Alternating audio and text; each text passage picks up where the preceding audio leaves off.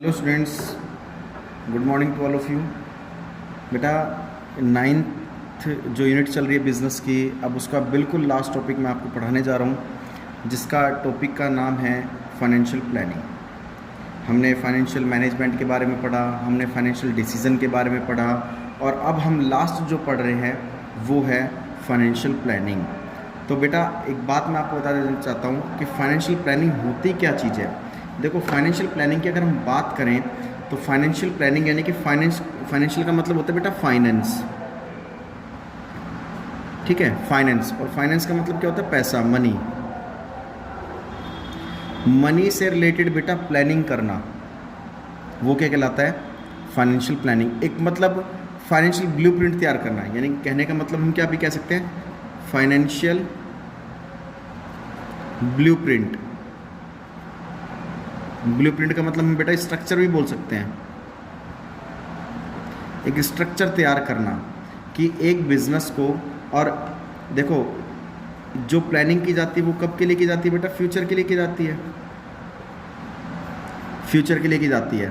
तो प्लानिंग का मतलब क्या है? फ्यूचर के लिए प्लान करना। लेकिन प्लानिंग किससे रिलेटेड की जाएगी बेटा? फाइनेंस से रिलेटेड प्लानिंग की जाएगी कि भाई हमें हमारे बिजनेस को कितने फाइनेंस यानी कि मनी की रिक्वायरमेंट है। ये बात समझ में आ गई? यानी कि उसको कितने पैसों की रिक्वायरमेंट है, that is called as a financial planning. मतलब फ्यूचर में उसके पास कहाँ से पैसा आएगा, कितना, उसको कहाँ यूटिलाइज किया जाएगा, पैसों को कितना यूटिलाइज किया जाएगा। तो वो बेटा वो चीज़ क्या कहलाती है? फाइनेंशियल प्लानिंग कहलाती है। ये बात समझ में आ गई? तो फाइनेंशियल प्लानिंग में हम तीन चीज़ देखेंगे बेटा।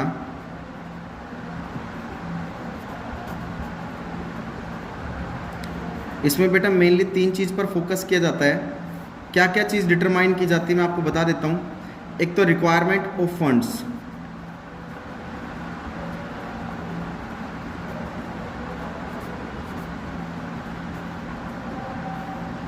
एक प्रोक्यूरमेंट ऑफ फंड्स,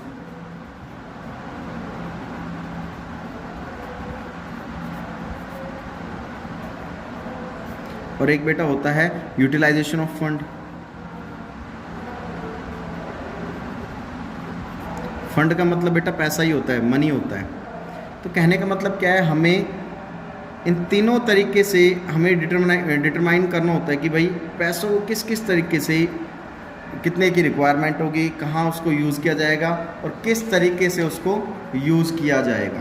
तो ये तीन चीज़ें आती हैं बेटा। ठीक है, अगर हम प्रोसेस पढ़ें फाइनेंशियल प्लानिंग की, अगर प्रोसेस की बात करें हम, प्रोसेस ऑफ फाइनेंशियल प्लानिंग, तो सबसे पहले हमारा जो आता है डिटर्मिनेशन ऑफ फाइनेंशियल ऑब्जेक्टिव। पहला काम क्या होता है? डिटर्मिनेशन ऑफ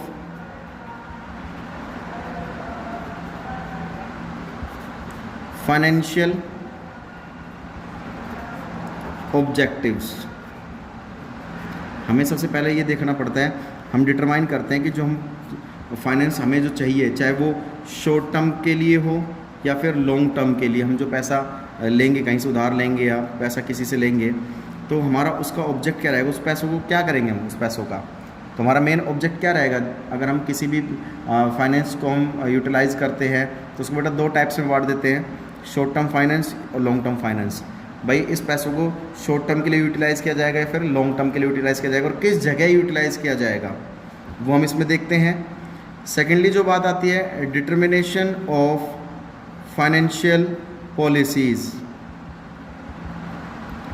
हम फिर एक सेकंड स्टेज में हम पॉलिसी बनाते हैं कि भाई finance policies are determined so that financial objectives could be achieved. ऐसी क्या पॉलिसी बनाएं, ऐसे फाइनेंस को लेके क्या पॉलिसी बनाई जाए जिससे कि हम अपने ऑब्जेक्ट को इजीली अचीव कर सकें। मतलब अपना पैसा कहाँ इन्वेस्ट किया जाए, किस फिक्स एसेट्स में इन्वेस्ट किया जाए। देखो, पॉलिसी कई तरह की होती है। एक तो फिक्स्ड एसेट्स पॉलिसी, ठीक है, डिविडेंड पॉलिसी,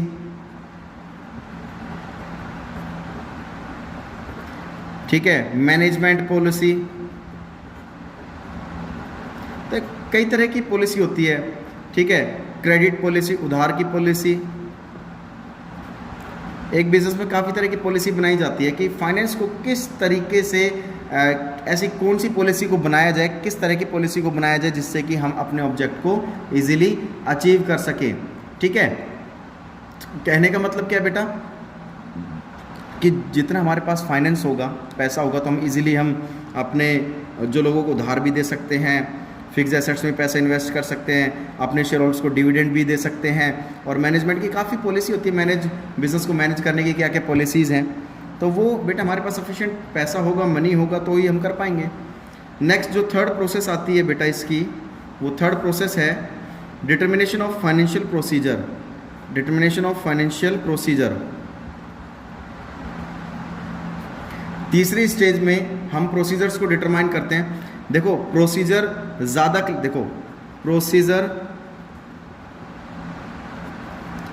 क्लियर किससे होते हैं? पॉलिसीज से। प्रोसीजर बेटा ज़्यादा क्लियर होते हैं, पॉलिसी इतनी क्लियर नहीं होती, प्रोसीजर ज़्यादा क्लियर होते हैं। और प्रोसीजर में ये देखा जाता है कि अपने काम को किस तरीके से परफॉर्म किया जाएगा। ठीक है, कोई भी डिसीजन लिया जाएगा तो कैसे लिया जाएगा।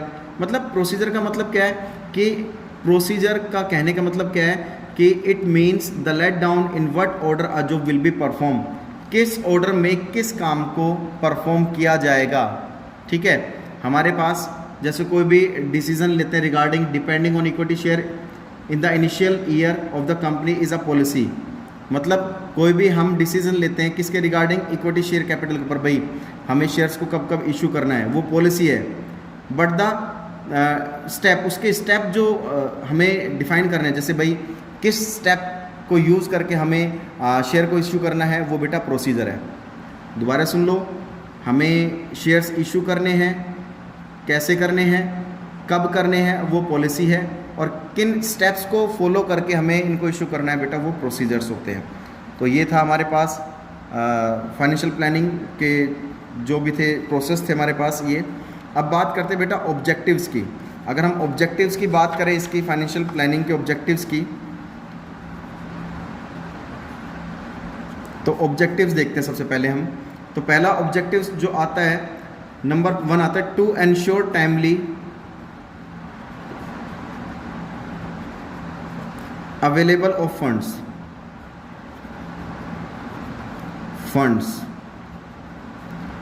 whenever required। हमारा उद्देश्य क्या होता है? जितने पैसों की हमें रिक्वायर्ड है वो हमें अवेलेबल हो जाना चाहिए टाइमली। हमारा उद्देश्य ही होता है फाइनेंशियल प्लानिंग का उद्देश्य क्या, ऑब्जेक्ट क्या होता है? Objectives of financial planning. Financial planning का जो ऑब्जेक्ट होता है वो क्या होता है बेटा? वो ऑब्जेक्ट ही होता है कि भाई जितने पैसों की हमें जब भी ज़रूरत पड़े तो वो हमें टाइमली अवेलेबल हो जाए। ठीक है, ताकि क्योंकि देखो आए दिन बहुत सारे खर्चे होते हैं बिज़नेस के अंदर, बिज़नेस को चलाने के लिए बहुत सारे खर्चे होते हैं। उन खर्चों को सेट ऑफ करने के लिए हमारे पास पैसे नहीं है, तो हमें पैसे की ज़रूरत है। तो हमारा उद्देश्य क्या होता है? भाई हम प्लानिंग कर रहे हैं, तो जब हम प्लानिंग करें भाई हमारे पास पैसा होना चाहिए इस टाइम पे, तो वो प्लानिंग के अकॉर्डिंग हमारे टाइम टू टाइम हमारे पास फंड्स अवेलेबल होना चाहिए। ठीक है, सेकेंड ऑब्जेक्टिव इसका क्या होता है? To see that the firm does not raise resources unnecessarily. To see that the firm does not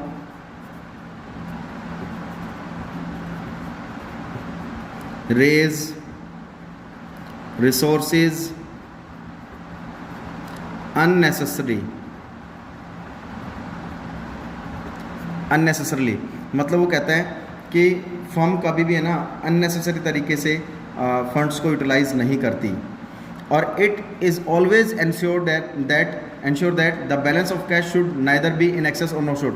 कह रहा है हमारे पास जो कैश है ना तो ज़्यादा होना चाहिए और ना ही कम होना चाहिए। जितनी रिक्वायरमेंट है उतना होना चाहिए हमारे पास। जितनी रिक्वायरमेंट है उससे ज़्यादा नहीं होना चाहिए, जितनी रिक्वायरमेंट है उससे कम नहीं होना चाहिए। मतलब जितनी रिक्वायरमेंट है उतना तो हमारे पास कैश अवेलेबल होना चाहिए ही चाहिए। ठीक है, ज़्यादा कैश अवेलेबल होना वो भी प्रॉब्लम क्रिएट कर सकता है और कम कैश होना वो भी प्रॉब्लम क्रिएट कर सकता है। तो कह रहा है कि जितनी अननेसेसरी हमारे पास कैश नहीं होना चाहिए।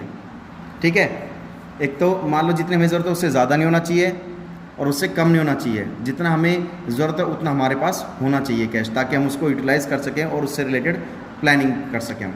अगर हम इम्पोर्टेंस की बात करें तो इम्पोर्टेंस देखते हैं बेटा। अब हम फाइनेंशियल प्लानिंग की इंपॉर्टेंस देखिए। सबसे पहला क्या है, हेल्प टू फेस द इवेंचुअलिटीज़। इवेंचुअलिटीज़ बेटा हमारे पास हम बहुत सारे प्लान्स प्रिपेयर करते हैं, तो कह रहे हैं भाई हम तरह तरह की हम प्लानिंग इसलिए करते हैं ताकि हम कई तरह की प्रॉब्लम्स को फेस कर सकें, ठीक है। कई भी सिचुएशन बेकार सिचुएशन आने पर हमें प्रॉब्लम क्रिएट ना हो। सेकंड आता है helps in avoiding business shock and surprises. अगर आपके पास फाइनेंस अवेलेबल है, क्यों ज़रूरी फाइनेंशियल प्लानिंग करना, इसलिए ज़रूरी है ताकि बिजनेस में आने वाले जो भी प्रॉब्लम्स है, रिस्क है, उनको अवॉइड किया जा सके, शॉक्स को दूर किया जा सके। कोऑर्डिनेशन बनाने के लिए भी प्लानिंग की फाइनेंशियल प्लानिंग की बहुत ज़रूरत होती है। मनी का अगर हम फाइनेंशियल प्लानिंग की पहले से प्लान करके चलेंगे, भाई फाइनेंस को कैसे कैसे यूटिलाइज़ करना है, तो बेटा वेस्टेज होने से भी उसको रोका जा सकता है। और प्लानिंग हमारी प्रेजेंट भी है और फ्यूचर भी है हमारी, ठीक है। प्लानिंग अगर हम करते हैं तो इन्वेस्टमेंट और फाइनेंशियल डिसीजन भी लिया जा सकता है। अगर फाइनेंशियल प्लानिंग इसलिए ज़रूरी है ताकि हम बेटर तरीके से हम अपना पैसे को इन्वेस्ट कर सके और अच्छे अच्छे डिसीजन ले सके। और अननेसेसरी अगर हमारा पैसा यूज़ हो रहा है तो प्लानिंग इसलिए की जाती है ताकि उस पर कंट्रोल किया जा सके, ताकि अननेसेसरी उसको यूटिलाइज ना किया जा सके। तो बेटा ये 9.1 थी आपकी, बिल्कुल ख़त्म हो चुकी है। बेटा आपको फिर नोटबुक में इसको कर लेना है। आपके पास सभी के पास बुक है, तो 9.1 तक मैं आपकी नोटबुक कभी भी चेक कर सकता हूँ 1-2 दिन में, तो आपको कंप्लीट होना चाहिए, नहीं तो मैं फिर अभय सर को बोलूँगा, ठीक है। तब तक के लिए इसको फिर नोटबुक उतारिए, पढ़िए, समझिए। धन्यवाद।